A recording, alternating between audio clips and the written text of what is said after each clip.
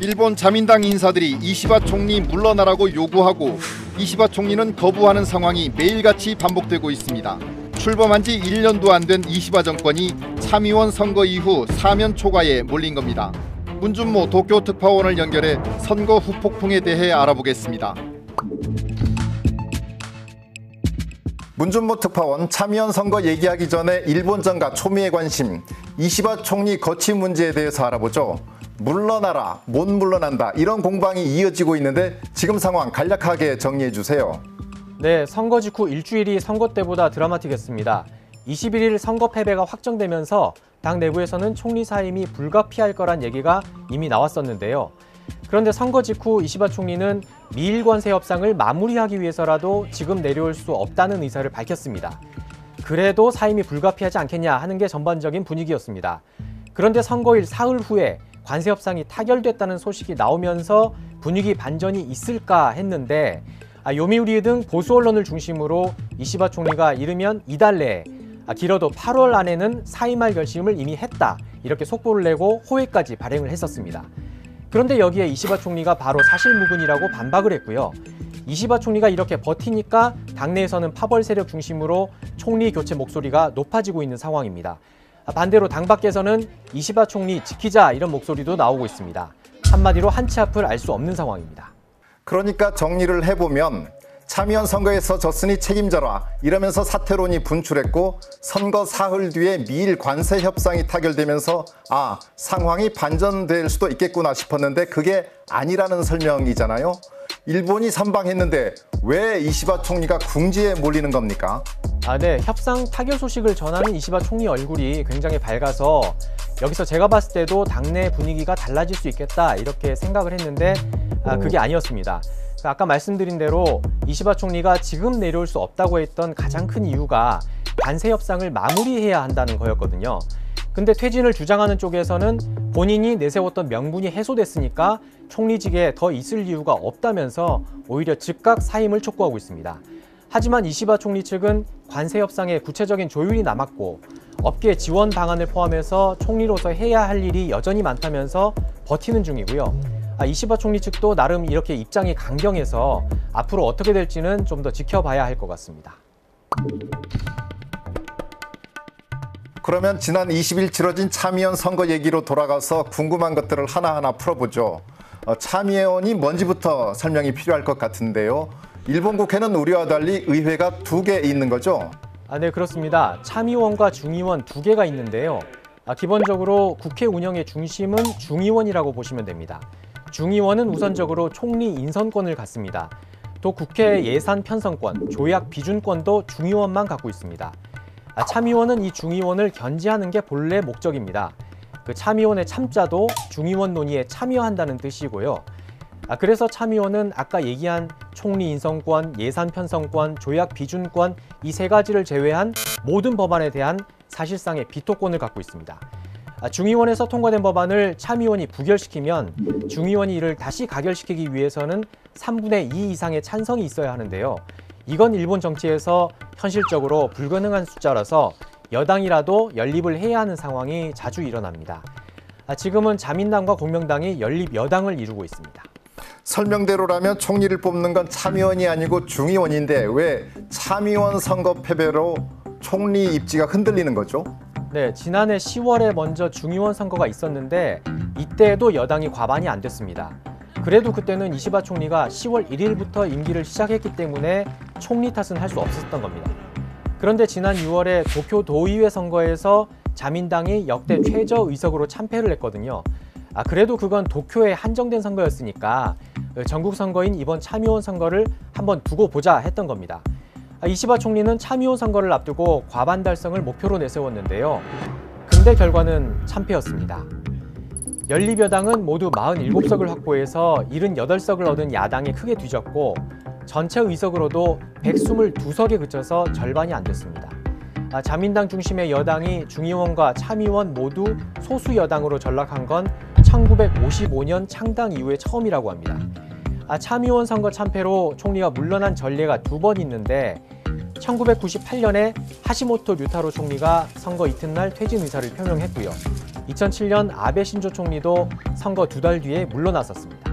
선거 3연속 패배, 야구로 치면 3아웃 체인지라면서 퇴진을 압박하는 목소리도 있더라고요. 이시바 총리는 어떤 입장입니까? 네, 이시바 총리도 자민당 총재로서 사죄드린다면서 직접 고개를 숙이기는 했습니다. 痛恨の極みであります。自由民主党総裁として心より深くお詫びを申し上げる次第でございます。 그런데 총리직을 내려놓을 생각은 없다고 밝혔습니다. 米国との関税問題、あるいはこの物価高というもの、喫緊の課題がたくさんございます。自らのことを考えて判断をするということは全くございません。 그러자 자민당 내에서 이시바 총리가 물러나야 한다는 움직임이 수면 위로 부상하기 시작했습니다. 아소파와 옛 아베파 등 대부분 해체됐다고는 하지만 여전히 영향력을 행사하고 있는 자민당 내 파벌들이 움직인 겁니다. 보수지인 요미우리 신문 등도 이미 이시바 총리가 하야할 결심을 굳혔다고 대대적으로 보도했었습니다. 결국은 이시바 총리가 기시다, 아소, 스가 등 전직 총리들을 함께 만나서 협조를 부탁하는 아주 이례적인 장면이 나오기도 했는데요. 이 회동 직후에도 이시바 총리는 자신이 사임한다는 보도는 사실이 아니라고 강하게 부인했습니다. 一切話は出ておりません。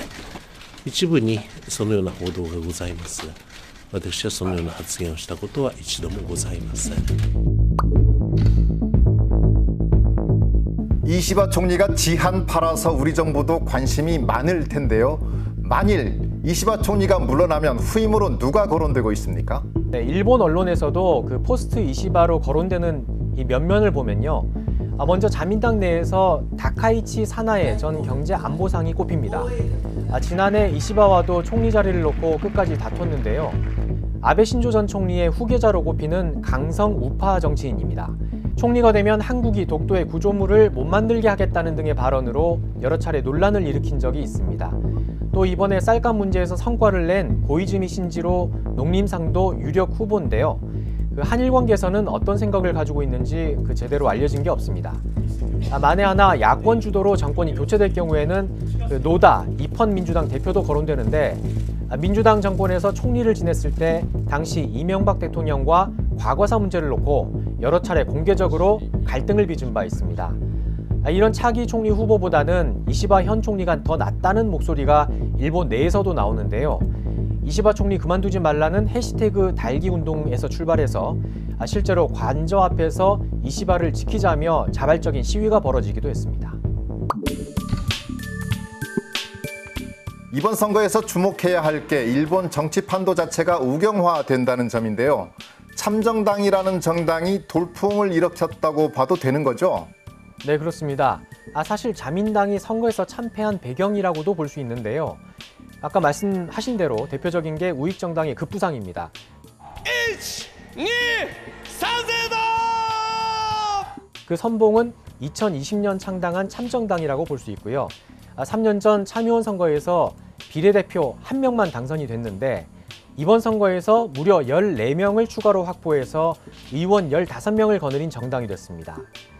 천황 중심 국가로의 회귀라든지 갖가지 음모론 등을 주장하고 있는데 이번에는 일본인 우선주의를 내세우면서 고물가와 양극화로 어려움을 겪고 있는 일본 국민들의 마음을 파고들었습니다. 日本人ファーストからでやりたいことは日本を作り直したいんです。皆さんと一緒に。そしてグローバリズムに負けない独立自尊の日本を作っていきたいんです。 또 한국 혐오 발언을 해왔던 하쿠타 나오키 대표가 이끄는 일본 보수당도 2023년 창당 이후 처음으로 참의원에 의석 2개를 확보했습니다. 이시바 총리 퇴진론의 배경에는 자민당을 더 보수화, 우익화시켜야 참정당 같은 데 뺏긴 표를 되찾아올 수 있다 이런 판단도 있는 것입니다. 일본에서 우익정당이 왜 이렇게 뜨는 겁니까? 네, 이번 선거에서 두 당 전략의 공통점이라면은 그 외국인에 대한 혐오, 그 외국인 배제를 강하게 주장했다는 점입니다. 특히 이민 정책을 강하게 비판하고 있는데요. 두 당 대표 발언 한번 들어보시겠습니다. ね、外国人に来てもらわないと経済回らないみたいなことになってるわけですよ。アンポンタンですよ。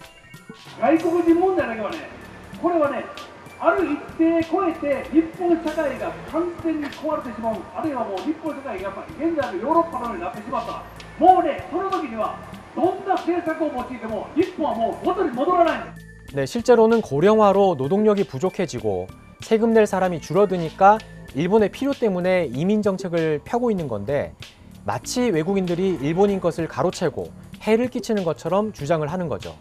문제는 이런 주장이 먹힌다는 겁니다. 참정당의 경우 지난달 도쿄도 의회 선거에서도 처음으로 3명을 당선시켰는데 고급 주택이 많은 도쿄 세타가야구에서도 당선인을 배출해서 그 인기가 서민 계층에 국한되지 않는다는 점도 주목을 받고 있습니다. 트럼프 돌풍이 일본에서도 재현되는 건가요? 네, 미국과 유럽에서 발생한 신흥 우익 포퓰리즘이 아시아 지역까지 퍼지고 있다는 지적이 나옵니다. 니혼게이자이 신문도 참정당을 독일의 독일을 위한 대안, 프랑스의 국민연합 등 앞서 유럽에서 약진한 극우 정당들과 비교하면서 세계 우파 약진의 파도가 일본에도 도달했다고 전했습니다. 이런 사람들이 일본 정치권에 늘어나면 한일 관계도 영향을 받을 수 있습니다. 일본 보수당 하쿠다 대표는 극우 작가 출신인데요. 2017년에 전투 상태가 되면 자이니치, 즉 제1동포는 적국 사람이 되기 때문에 버리낄 것 없이 짓눌러 죽일 수 있다라고 본인 SNS 계정에 적은 적이 있습니다. 또 교도통신은 참정당 가미야 대표가 조선인 차별 표현과 고령 여성은 아이를 낳지 못한다는 등 수많은 무리를 빚었지만 개의치 않았다고 전하기도 했습니다. 지한파 총리의 입지가 흔들리고 우익정당이 힘을 받는 정치 판도 자체가 한일 관계에는 좋지는 않겠네요. 네, 이런 전체적인 우경화 추세를 자민당도 신경 쓰지 않을 수 없는데요. 이시바 총리가 만일 총리직을 유지한다고 해도 국정 동력이 떨어진 데다 이런 여론 추세를 의식하지 않을 수 없어서 대외 관계는 당분간 우선순위에서 밀릴 가능성이 높습니다. 때문에 한일 정상이 합의한 셔틀 외교의 복원 같은 정상외교도 차질이 불가피해질 수 있고요. 또 올해 일본 주최로 열릴 예정이던 한중일 정상회의도 미뤄질 가능성도 있어 보입니다. 네, 지금까지 요동치는 일본 정국에 대해 알아봤습니다. 문준모 특파원 수고하셨습니다.